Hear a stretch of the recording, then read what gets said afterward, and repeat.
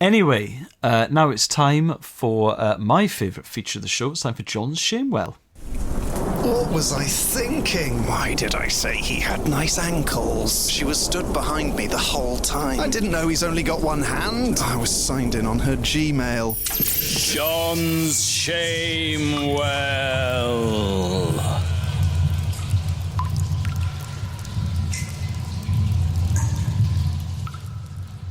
Hello everyone, welcome to the well.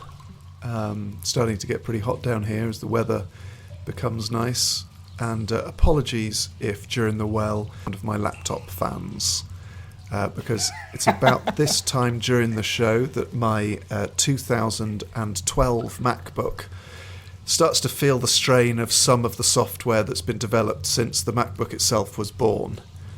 I'm guessing in the first quarter of 2012, from whence this MacBook comes, the idea of a four-way streamed radio pre-record was the stuff of a madman's dream. Oh yeah, it's just a pipe dream back then. You're lucky to be getting Wi-Fi in the well, John. If I'm honest, you must have a cracking router. I do have a very good router in the well, but that again just puts more strain on my the RAM of my computer. So apologies for anyone picking up that sound. Dear John and Elis, for the past 20 years I've been harbouring a deep shame that has fed a nauseating guilt within me ever since. I hope that sharing it with you today liberates me of this embarrassment and allows me to look my lovely old Nan in the eye again. As an awkward teenage boy, my family and I visited my grandparents' house for what should have been a pretty standard weekend away. In an attempt to connect, she would always ask me the usual mundane but sweet questions. What music did I like? What was my favourite subject at school? And so on. On this occasion, I mumbled something about Limp Bizkit and saying history was okay. Her eyes lit up, and she jumped at the opportunity to show me the military memorabilia that her father, my great-grandfather, had obtained whilst fighting in World War I. That evening, she opened an antique cabinet and passed me his bayonet, identification dog tags, and medals wrapped proudly in his unit's crest. It was all very cool, and I was thoroughly enjoying the unexpected intergenerational bonding session. She then pointed to his less significant old wooden pipe that sat proudly on a stand. "Oh, please don't touch that," she said. "It's very delicate."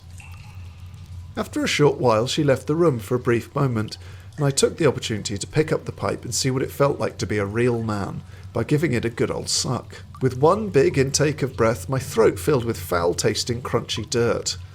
I sucked with such velocity that I was forced to swallow whatever it was inside. Instinctively, I knew something very bad had just happened. I just placed it back inside the cabinet, wiped my mouth, and acted as though nothing had happened.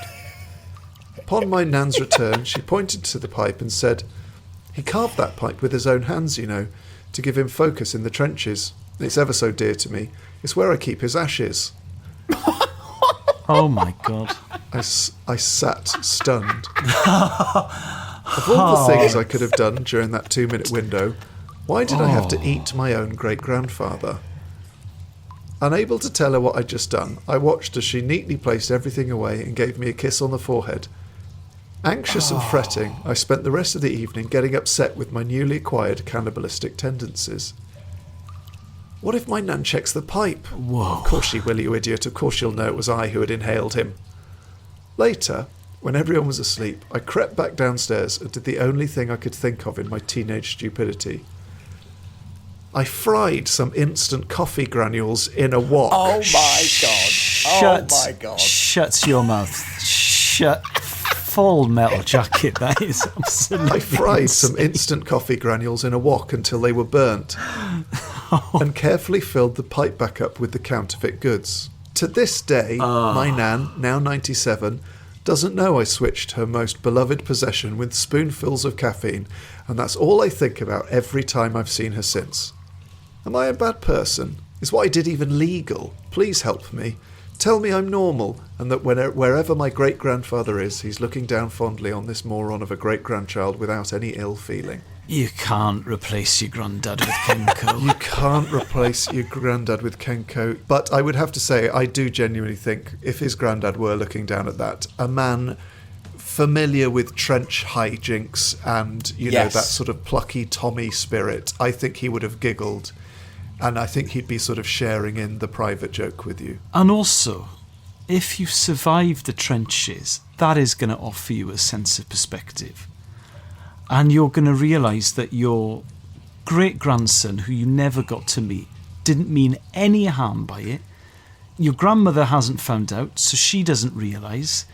I can totally see where he was coming from. And I think if I'd been handed a pipe when I was 15 and I'd been told not to touch it, I would have done exactly the same Also, thing. he's quite literally a part of you now. I'm really giving you a free pass on this. I don't think you've done anything wrong. I think you've been I think you've been dreadfully unlucky. It's a great anecdote. It is a great anecdote.